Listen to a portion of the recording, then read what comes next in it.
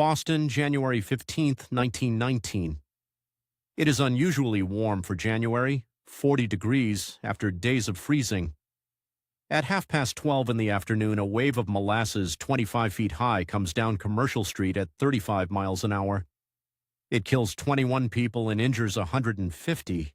It knocks a firehouse off its foundation and bends the steel girders of the elevated railway. The company's official explanation was that somebody had bombed the tank. The real explanation had been painted onto it 4 years earlier. The tank belonged to the Purity Distilling Company, and it held 2.3 million gallons. It was built in 1915 in a hurry because the war had made industrial alcohol extremely profitable. The man who supervised its construction could not read a blueprint. He was not an engineer. He was a company treasurer. When the tank was finished, the standard safety test was to fill it with water and look for leaks. Filling it with water would have taken time the company did not want to spend. So they filled it 6 inches deep instead, checked it, and called it sound. It leaked from the first day. It leaked so steadily that people in the north end came with pails to collect what ran down the sides, and children scraped it off the seams for something sweet. The neighborhood complained. The company's response was to paint the tank brown so the leaks would not show against the metal.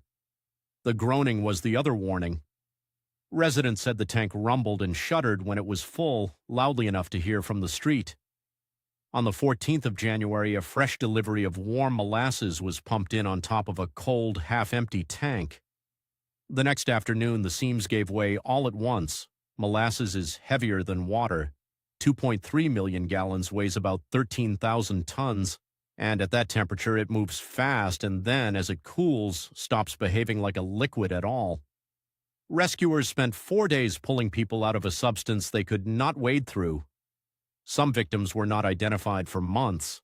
The lawsuits were consolidated into one of the first-class actions in Massachusetts history.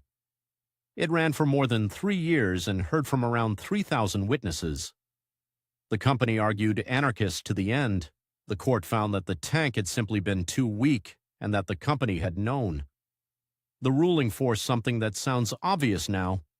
Large structures would need to be signed off by an actual certified engineer, and the plans filed with the city.